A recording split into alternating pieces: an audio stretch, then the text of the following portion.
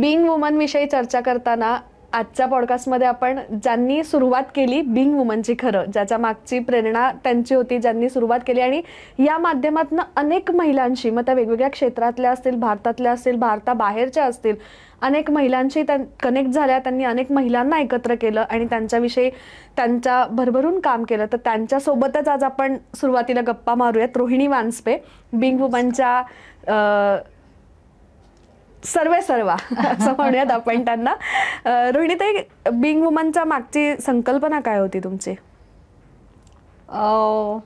माझी advertising agency आहे आणि माझ्या ऑफिसमध्ये खूप जणी अशा यायच्या ओळखीच्या, किंवा ऑफिसच्या बाजूला एकांचं घर होतं, नंतर अशा मैत्रिणी खूप जणी यायच्या माझ्याकडे आणि मग त्या म्हणायच्या की नाही आता मी नोकरी सोडली, आता मी काय करू, मग मी बुटीक करू का, मग माझा नवरा देणार आहे, इन्व्हेस्टमेंट करणार आहे, मग मी काय करू. मग एक जण अगदीच गरीब होत्या, तुम्ही डबे द्या, असं त्या लोकांना मी खूप सांगायचे. असं 5-6 जणींना तरी मी असं काहीतरी कन्सल्टेशन आपण म्हणतो तसं केलं. फायनली ते झालं की नाही मला अजूनही माहिती नाहीये, पण मला असं वाटायला लागलं की अशा कितीतरी जणी असतील की ज्यांना वाटत असेल की मी काय करू, आता काहीतरी करायचंय. हाऊसवाईफ आहे, सगळं आहे, गृहिणी आहे, तरी पण असं वाटत असतं काहीतरी स्वतःमध्ये काही क्रिएटिव्हिटी असेल तर ती पण बाहेर यायला पाहिजे.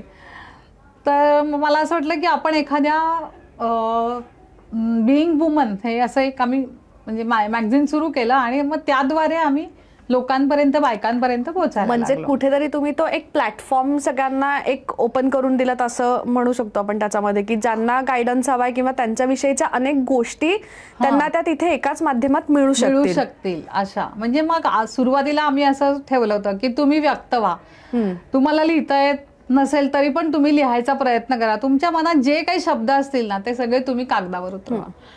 ऍक्च्युली माझं पहिलं हेच झालं होतं. मला काय लिहायचं संपादकीय मला माहिती नव्हतं. एक सुप्रसिद्ध लेखिका आहे त्यांच्याकडे आम्ही गेलो होतो, तर मी त्यांना सांगितलं तुम्ही प्लीज आमचं संपादकीय लिहित जावा, मला येत नाही लिहायला. तर त्या म्हणल्या मी जे आधी सगळं सांगितलं होतं, कसं सुरू केलं, काय झालं, कसं झालं, मग त्या म्हणल्या तू आत्ता सगळं जे सांगितलंस ना हेच संपादकीय आहे, हेच तू शब्दात लिहित जा.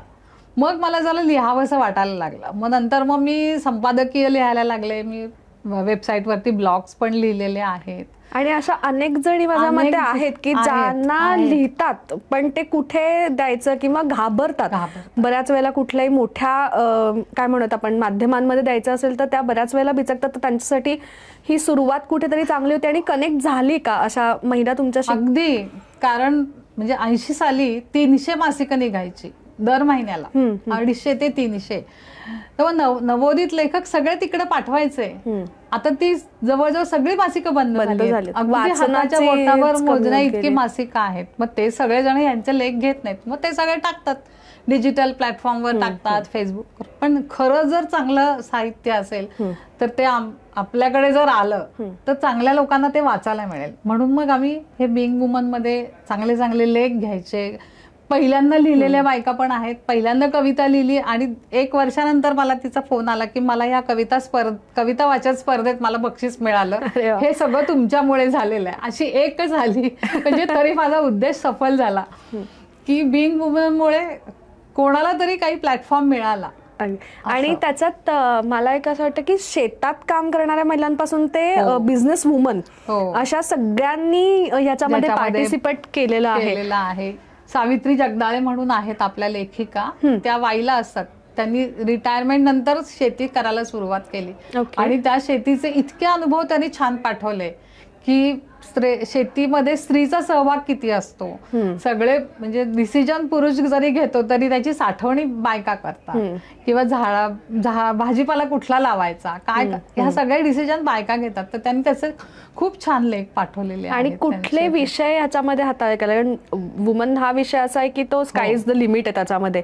तर कुठले विषय ह्याच्यामध्ये हाताळले गेले होते? अगदी कायदा, आरोग्य, योगा, फिटनेस, नंतर कॅलिडोस्कोप स्त्री शक्तीचा नावाचा आम्ही एक सिरीज करत होतो. त्याच्यामध्ये सगळ्या सेलिब्रिटी किंवा ज्यांनी आपल्या आयुष्यात खूप मोठं काम केलेलं आहे, उदाहरणार्थ अनुरूपच्या गौरी कानिटकर किंवा सुप्रिया बडवे, त्यांची इंडस्ट्री, त्या पण इंडस्ट्रियलिस्ट आहेत, त्यांचा इंटरव्ह्यू घेतलाय.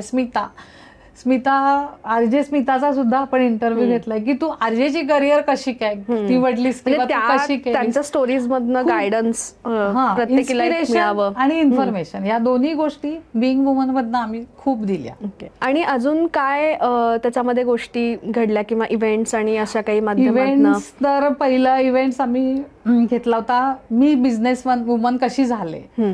तो तर अगदी छोटासा होता पण तो खूप छान झाला होता. 10-15 जणींना आम्ही बक्षीसच दिली होती कारण सगळ्यांनी वेगवेगळ्या परिस्थितीतून त्यांचे बिझनेस सुरू केलेले होते. त्याच्यानंतर आम्ही एक स्पर्धा घेतली होती बायकोविषयी बोलू काही. बापरे, त्याला तर एवढा मोठा प्रतिसाद आला होता, म्हणजे जवळजवळ 25-40 लेख आले होते आणि त्याच्यातले 10 लेख आम्ही सिलेक्ट केले, त्यांना एक चांगला इव्हेंट करून हे दिला. त्याच्यानंतर बरेच इव्हेंट केले आम्ही. दिवाळी अंक सुरू केला, दिवाळी अंकाचं प्रकाशन झालं. त्याच्यानंतर मंगळागौरीचे खेळ, असे बरेच इव्हेंट केले. फॅशन शो पण केला होता. मेधा कुलकर्णी, खासदार मेधा कुलकर्णी आहेत, त्यांनी एक धागा नावाचं एक्झिबिशन केलं होतं. त्याच्यामध्ये फक्त हँडलूमच्या कापडांचे एक 12 प्रकार केले होते आणि ह्या बिझनेस वुमनच आहेत ज्यांनी कॅटवॉक आयुष्यात पहिल्यांदा केला. म्हणजे हा एक वेगळा प्लॅटफॉर्म दिला होता आणि त्यांना खूपच म्हणजे सगळ्या एक्सायटेड होत्या अगदीच त्यावेळेला. त्याच्यानंतर आम्ही एक सिनेमा पण दाखवला होता सगळ्यांना फ्री, कुठला, बाई पण भारी देवा. तर नंतर मग त्याच्यातून मंगळागौरीचे खेळ झाले. असे बरेच इव्हेंट केलेत आम्ही. या सगळ्याला खूप छान आणि भरभरून प्रतिसाद मिळाला होता. तर एकदा नाही 2दा झाले. सिनेमाचे पण नंतर विचारत होते तुम्ही, आता नाही, आम्ही एकदा ट्रेंड सुरू करून दिला, सिनेमा फुकट दाखवायचा, आता सगळेजण दाखवतात. आम्ही वेगळं काहीतरी वुमन बसणं झाली असं म्हणायला हरकत नाही. मला यावर्षी खूप फोन आले की आम्हाला मंगळागौरीचे खेळ करायचे, आम्हाला मंगळागौरीचे खेळ करायचे. पण मला असं वाटलं की झालं आता 1 वर्ष आपण केले ना, आता बाकीच्यांना करू देत. म्हणजे एक आपण केल्यानंतर नवीन काहीतरी पुन्हा नवीन काय देऊ शकतो किंवा नवीन आपण यांच्यासाठी काय प्लॅटफॉर्म आणू शकतो, या गोष्टीवरती बिंग वुमन सातत्याने काम करत राहतं असं वाटतं. हो, आता आम्ही जो डिजिटल प्लॅटफॉर्म म्हणजे सुरू करतो किंवा यायचंच होतं की हे का, म्हणजे काय म्हणत आपण, हा एकदम चेंज का करावासा असं वाटतंय. जसं म्हणते ना, जसं की प्रिंट अगदी लिमिटेड लोकांपर्यंत जात होतं. जे पैसे देतील किंवा मी फ्री देऊ तेव्हा तेवढ्याच लोकांना बायकांना फ्री मिळायचं मॅगझिन. आणि ज्यांना मोबाईलवर वाचायचं नाहीये किंवा वाचायचं आहे, आता मोबाईलवर काय जास्त वेळ नाही वाचू शकत. वेळही म्हणत आपण तेवढा नाहीये की आपण म्हणतो, पण तेवढा वेळ नाही काढू शकत. ज्यांना खरंच वाचायचं असेल तर ते मला सांगायचे मला लॅपटॉपवर पाठवून दे ना, मग मी लॅपटॉपवर वाचते. मग आता असं वाटायला लागलं की आपण महिन्यातून एकदा, 3 महिन्यातून एकदा किंवा 15 दिवसातून एकदा येण्यापेक्षा आपण सततच का नाही त्यांच्याशी कनेक्ट मध्ये राहायचं, त्यांना सतत का काहीतरी आपण एक देऊ शकतो. जसं आम्ही मासिकातून दिलं तसं आता हे या माध्यमातून. मग त्याच्यात सगळे विषय असतील, हे जसे आम्ही आता आपण बोललो, शैक्षणिक आहे, आरोग्य, कायदा आहे, सगळं ड्रेसिंग म्हणा, सगळा विषय आपण त्याच्यामध्ये देणार आहे आता. म्हणजे खूप छान छान गोष्टी ज्या इथून येत होत्या त्याच आता फक्त माध्यम थोडंसं वेगळं देऊन आपण त्याच्या डायरेक्ट तुमच्या हातातच, जसं डायरेक्ट मासिक घरात यायचं तसं आता युट्यूब आणि हे बघायला मला वाटतं की वेगळा वेळ काढायची गरज नाही. किंवा 1 तास तुमचा असतो किंवा 2 तास तुमचे असतात, त्याच्यात तुम्ही ते सगळं बघू शकता, आम्हाला प्रश्न विचारू शकता. तुम्हाला जर काही कुठल्या विषयावरती जर हवा असेल माहिती तर ती आम्ही देऊ शकतो. एक खूप छान वेगळ्या मोडवरती पुन्हा एकदा गोष्टी सगळ्या येणार आहेत महिलांसाठी भेटायला. त्यामुळे तुमचं चॅनल आहे, तुमच्यासाठी आहे आणि तुमच्यासाठी अनेक गोष्टी घेऊन बिंग वुमन सातत्याने तुम्हाला भेटायला येणार आहे. त्यामुळे चॅनलला आजच लाईक करा, सबस्क्राईब करा आणि असे अपडेट्स कायम घेत राहा. बिंग वुमन तुमचंच मासिक आहे ऍक्च्युली, आणि आता आम्ही वेगळ्या प्लॅटफॉर्मवरून तुमच्याकडे येणार आहे. म्हणजे तुम्हाला वाट नाही बघायला लागणार कधी येतंय किंवा माझा कधी मेसेज येतोय. तुम्ही सतत, आम्ही तुमच्याकडे आम्हीच येणार आहे, सतत तुम्हाला सारखं सांगणार आहे, नाही आज ह्या विषयावरचं आहे किंवा पुढच्या आठवड्यात दुसरा विषय असेल. छान जी ही मैत्रीचे काय म्हणतात घट्ट झालेली आहे ती अजून घट्ट या माध्यमातून होत राहणार आहे. एक गोष्ट सांगायची राहिली, बिंग वुमन जेव्हापासून चालू झालं ना तेव्हापासून पहिल्यांदा पुण्यातल्या म्हणजे बायकांचे महिलांचे लेख आले, त्याच्यानंतर महाराष्ट्रातून माझ्याकडे लेख यायला लागले. अगदी त्या गावाचं मला नाव आत्ता आठवत नाहीये, खूप छोटं गाव आहे आमचा पहिला दिवाळी अंक, तेव्हा खूप वेगवेगळ्या गावातून आमच्याकडे कथा आल्या होत्या. म्हणजे त्यांचं मराठी सुद्धा वेगळं होतं. मला त्याचं जास्त भाषा शैली, आणि मला एक तुम्ही आता काढलात विषय म्हणून एक आठवलं की भाषा शैली बऱ्याच वेळेला बदलली जात नाही. ज्यांचा जसा आलाय तसं एडिट न करता आम्ही तसेच छापले होते. त्यामुळे सगळ्यांनी मला हेच सांगितलं, आत्ताच्या दिवाळी अंकात पण आम्हाला तेच सांगितलं की खूप छान शॉर्ट मध्ये आणि इंटरेस्टिंग विषयाचे लेख आहेत.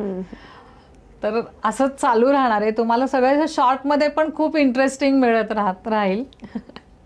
त्यामुळे नक्की कनेक्टेड राहा आणि बघत राहा बिंग वुमनचं यूट्यूब चॅनल. रोहिणीताई, मी मॅगझिनमध्ये ना एक सिरीज, तुम्ही एक सालंकृता म्हणून एक सिरीज केली होती. हो. तर त्याच्यात खूप छान वेगळे विषय हाताळला गेला होता. एक तर थोडक्यात जरा ते सांगा ना. ती सिरीज कशी होती माहितीये का?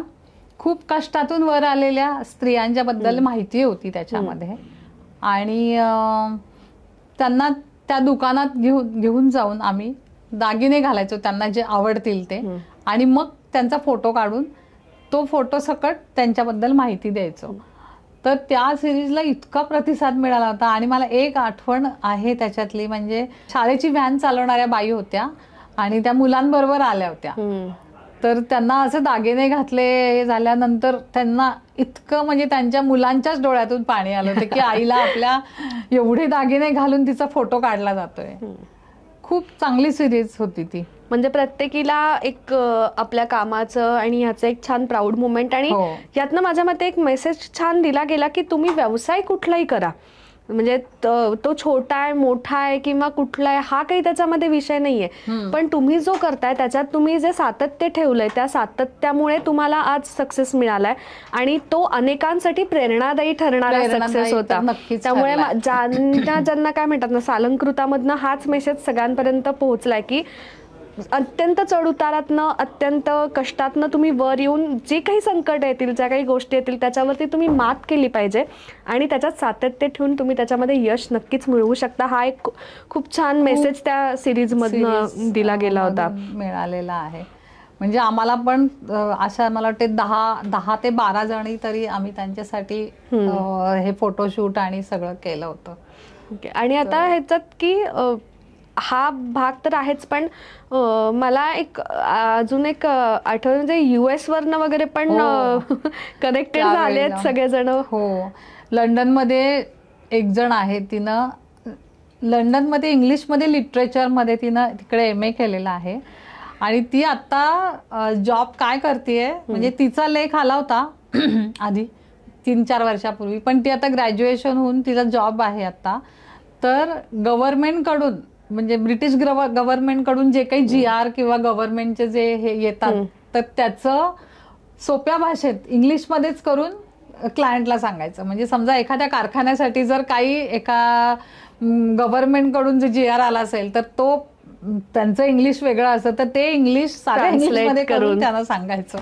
तर त्या मुलीने लेख लिहिला होता. नंतर आता प्रज्ञा पुणेकर म्हणून लंडनमध्येच असतात, त्यांचे HR कन्सल्टन्सी आहे, त्यांचाही लेख आता आलाय. त्यांचे त्या पुण्यात आल्या की त्यांचा इंटरव्ह्यू घ्यायचा आहे आपल्याला.